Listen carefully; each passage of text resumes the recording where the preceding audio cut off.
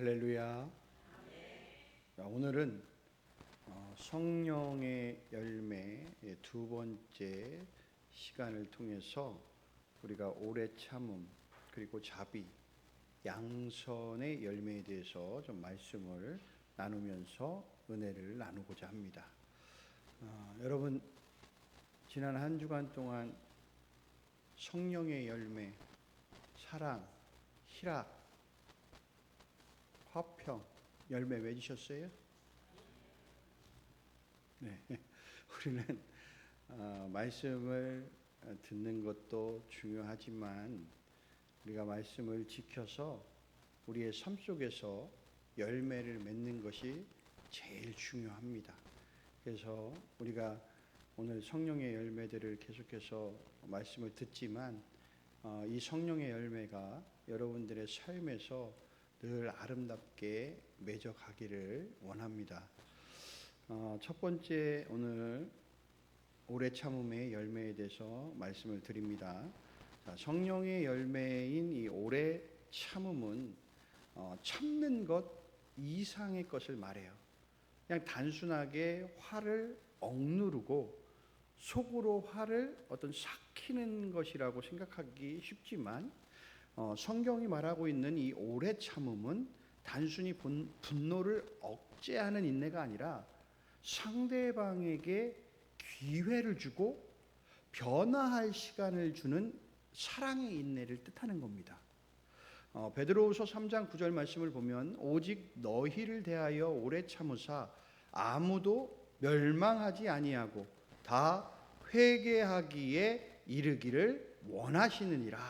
아멘. 이렇게 말씀을 하시거든요. 모든 성령의 열매는 하나님의 성품이지요. 그러니까 오래 참음의 열매는 하나님께서 인간의 불순종과 죄악으로 언제든 사실 종말의 심판을 하실 수 있지만 한 영혼이라도 회복시키셔서 주님께로 돌아오기를 기다리는 사랑의 인내라는 겁니다. 그러니까 세상은 당장의 결과 내기를 원합니다. 때로는 기다려주지 않아요. 그러나 그리스도인은 때로 상대방에게 기회를 주고 변화할 수 있는 시간을 줄 수 있는 이 오래 참음의 열매를 맺어가야 된다라는 겁니다. 그러니까 오래 참음은 관계 속에서 나타나요. 오래 참음은 혼자 있을 때 필요한 덕목이라기보다는 부부 사이에, 때로는 부모와 자녀 사이에, 또 이웃과 이웃 사이에 나타난다라는 거예요. 그러니까 에베소서 4장 2절 말씀을 보면 모든 겸손과 온유로 하고 오래 참음으로 사랑 가운데 서로 용납하라라고 말씀하고 있습니다. 그러니까 오래 참음은 좋은 관계를 유지할 수 있는 하나의 윤활유와 같은 역할을 한다라는 거예요. 우리가 때로는 참지 못해서 좋은 관계까지도 깨지는 경우들이 많이 있습니다. 그러니까 만약 예수님께서 십자가 위에서 자신을 못 박은 사람들을 향해서 저들을 사하여 주옵소서 라고 말하시는 것이 아니라 저들을 저주합니다, 저들을 멸하여 주옵소서 라고 했다면 여전히 인류는 죄의 무덤에서 허덕이고 있을 겁니다. 그러나 오래 참음의 완성을 보여주신 예수님을 통해서 하나님과의 관계가 회복이 되고 화목하게 되고 하나님과의 영적인 교제를 통해 우리는 은혜를 누리며 복을 누리며 살아갈 수 있게 되었다라는 거죠. 자, 저와 여러분이 오래 참음의 열매를 통해서 깊은 사랑의 관계를 유지할 수 있기를 바랍니다. 그러니까 오래 참음의 비밀이 뭐냐라고 보면 여러분, 사람을 바라보는 게 아니라 하나님을 바라보는 거예요. 하나님이 이렇게 하셨지, 하나님이 우리 인류를 이렇게 대하셨지 라는 것을 우리가 보게 되면 오래 참음의 비밀이 거기에 숨겨져 있다라는 겁니다. 상대방의 단점, 부족함을 보게 되면 여러분 어때요? 참기 어렵지요?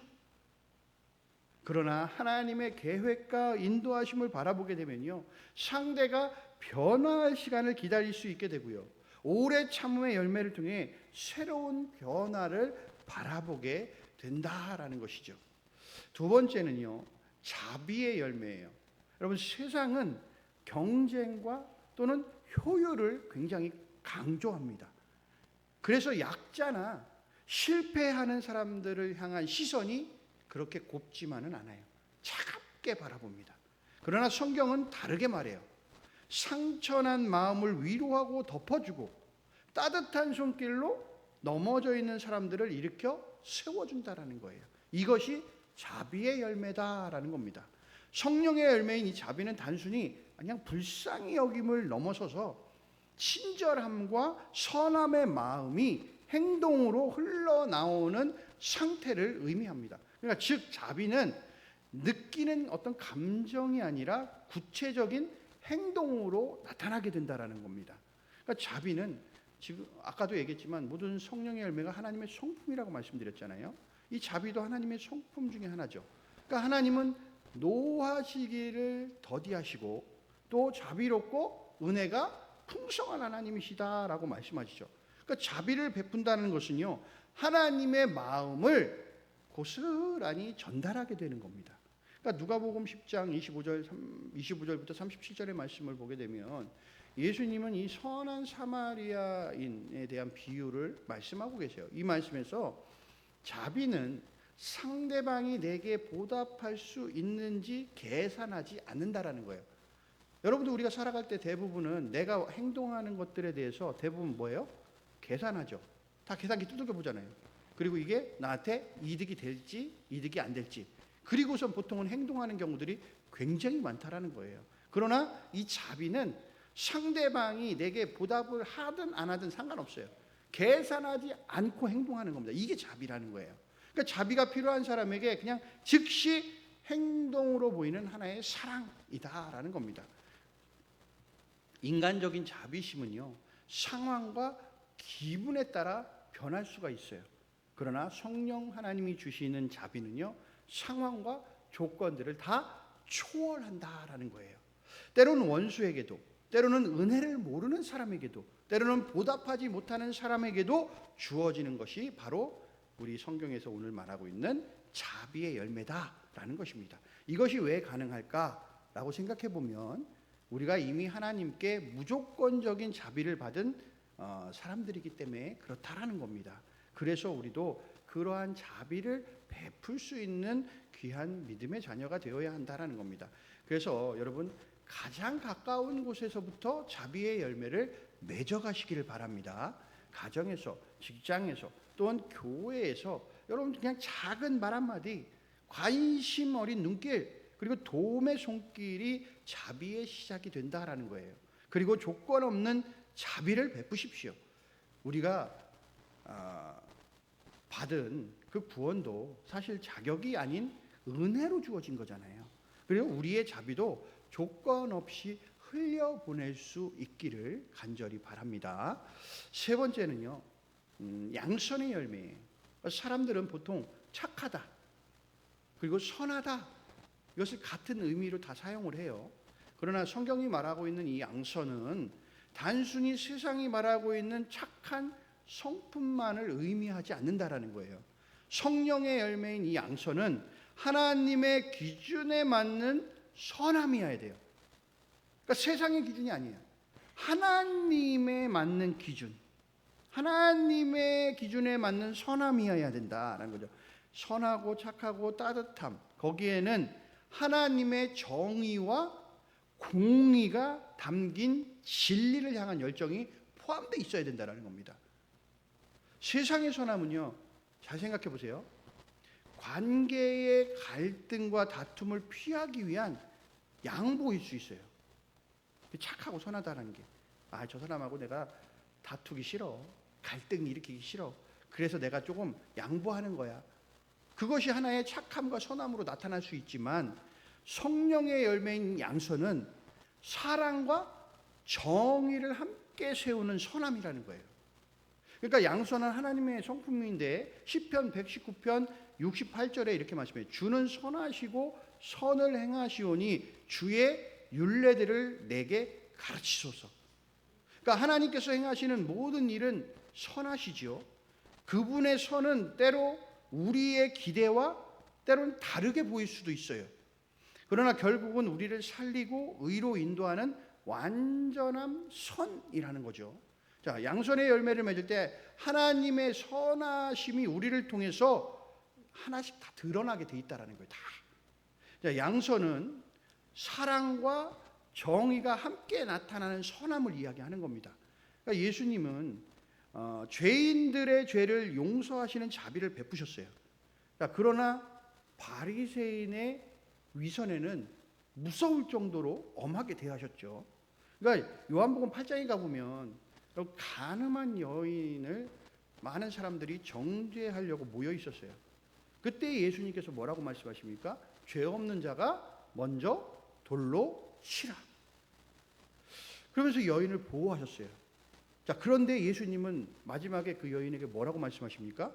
다시는 죄를 짓지 말아라. 거기에 선함이 있지만 정의와 공의가 담겨져 있다라는 거예요. 이게 양선이라는 겁니다. 세상은 그냥 착하면 끝나요. 그냥 선한 일만 하면 끝나요. 근데 이 하나님의 이 양선 열매는 정의가 공의가 반드시 세워져야 된다는 것이죠. 그러니까 선함 가운데 의의 진리들이 선포되어야 된다는 겁니다. 이것이 양선이고 사랑으로 품지만 진리로 세워나가는 것, 이것이 양선이다라는 거예요. 여러분, 좋은 사람이 되기를 원하죠. 많은 사람들은 좋은 사람이 되기를 이렇게 원합니다. 그런데 좋은 사람이 아니라 우리는 하나님이 기뻐하시는 사람이 되어야 된다는 거예요. 그래서 양선은 사람들의 칭찬을 받는 것이 목적이 아니라 하나님으로부터 칭찬과 위로를 받는 삶을 사는 게 양선이라는 겁니다. 그래서 어떤 상황이든지 선택의 순간 사람보다는 하나님을 기쁘시게 하는 것을 여러분 기준으로 삼고 결정할 수 있기를 바랍니다. 사랑과 진리를 함께 붙들 때 온전한 양선의 열매를 우리가 맺게 된다라는 것입니다. 사랑만 붙들게 되잖아요. 그러면 타협의 마음이 생길 때가 있어요. 진리만 붙들잖아요. 그러면 냉혹한 감정들이 생길 수 있다라는 거예요. 그런데 이 사랑과 진리를 동시에 세워나가면 여러분 하나님의 그 선하심을 온전하게 세상에 드러낼 수 있게 된다라는 겁니다. 여러분, 오늘 말씀드린 여러분 오래 참음, 자비, 양선, 이 귀한 열매를 여러분 삶에서 매일 맺어갈 수 있기를 바랍니다. 이번 한 주간도 다음 주에 물어볼 거예요. 여러분 오래 참음의 열매를 맺었는지, 자비의 열매를 맺었는지, 양선의 열매를 맺었는지 여러분 물어볼 겁니다. 그래서 이번 한 주간도 여러분들 이 귀한 성령의 열매를 맺으면서 살아갈 수 있기를 간절히 소원합니다. 그래서 여러분들 하나님을 기쁘시게 하나님께 영광을 올려드리는 귀한 한 주간의 삶이 되기를 주님의 이름으로 간절히 소원합니다.